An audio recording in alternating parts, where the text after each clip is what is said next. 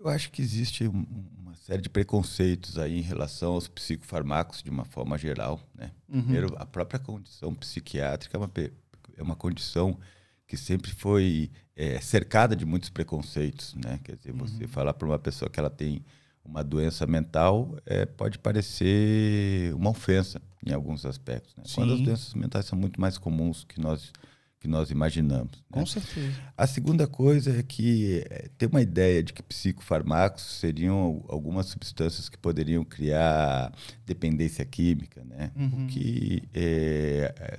O que não é verdade, né? Existe algumas substâncias que a gente tem que ter um cuidado um pouquinho maior, tem que usar com bastante controle, né? Ou porque todo medicamento a gente tem que usar sob orientação médica, isso é muito importante, né? É uma coisa que eu gosto de falar para meus pacientes: você só inicia e retira a medicação sob orientação do teu psiquiatra, né? Ninguém mais tem autoridade para dizer para o paciente quando que ele tem que iniciar e quando que ele tem que retirar ou mudar a dosagem ou a administração do medicamento, né? Então, seguindo as orientações dos médicos, em geral, os medicamentos têm uma margem de segurança muito grande, né? Mas óbvio que a maioria das pessoas, além dessa questão da resistência, desse preconceito com a substância em si, também tem esse medo de ficar dependente, né? Uma das primeiras coisas que as pessoas me perguntam quando a gente aborda a questão da medicação é se elas vão ter que ficar tomando isso para o resto da vida, né? Em algumas situações você vai requerer que a manutenção da farmacoterapia seja constante, né? Em outras elas vão perdurar por algum período e depois elas vão ser descontinuadas, né? Isso tudo vai depender da evolução do tratamento, do prognóstico, né? Ou seja, como a pessoa responde a essa intervenção farmacológica. Sabe que uma coisa que eu percebi é que às vezes na minha rede social perguntam isso para mim, né? Eu não gosto de responder sobre medicamento porque eu não sou médico, acho que nem médico online deveria responder. Eu sempre falo assim: procure o seu médico. Isso. Não é procure um perfil de um médico, entende? Mas porque realmente cada tratamento é muito único. E uma coisa que eu percebi é o seguinte: as pessoas perguntam assim: pô, mas eu vou ter que tomar isso pro resto da vida? Eu falo: olha, você pode, não tem nada obrigatório. Respondendo de forma bem pragmática, você pode nunca tomar e conviver bem com sintomas que vão estar sempre presentes e procurar outras formas de compensar aquilo, ou você pode tomar o resto da vida, uma vez que o negócio não teria cura, para você ter uma estabilidade ali de acordo com a orientação médica, digamos assim. Se ele orientar, você vai. Mas não tem um negócio assim. As pessoas acham que é como se fosse uma espécie de hemodiálise. Do tipo assim, eu só vivo se eu for no hospital todo dia tomar agulhada e trocar meu sangue ali, entendeu? Não há essa obrigatoriedade. Agora você tem que escolher o caminho que você tem que trilhar, né? Eu acho, Yuri, que existe, que nem eu falei antes, assim, uma série de concepções sobre as medicações que são equivocadas, né? Eu acredito que a farmacoterapia é uma ferramenta importante na intervenção em saúde, né? Eu acho que a farmacoterapia, de certa forma, melhorou muito a condição de vida dos pacientes.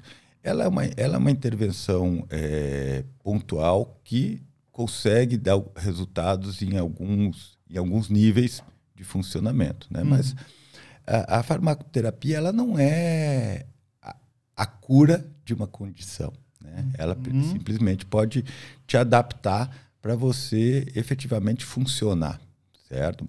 Agora, existe uma série de outras possibilidades, né? E aí que entra a psicoterapia, de regular, de modelar o teu ambiente, de modelar tuas cognições, de modelar tuas respostas emocionais, que podem também ter um efeito bastante significativo em relação às dificuldades que você enfrenta em função de uma condição de saúde mental, né? Então, de uma maneira geral, tanto o diagnóstico como o tratamento das doenças mentais é um negócio que não é tão simples quanto parece, né? Ele envolve uma série de fatores e muitas vezes ele não é tão rápido quanto a gente gostaria, né? E o tratamento também ele é, de certa maneira, personalizado, né? A psicoterapia é um tratamento customizado, por assim dizer, né? Ela tem que se encaixar ao teu estilo de vida e às tuas necessidades, Certo? Agora, o que eu vejo na minha prática clínica com mais de 20 anos é que, sim, existe uma parcela dos meus clientes que não tem nenhuma necessidade de medicação. Né? E isso é discutido no processo terapêutico.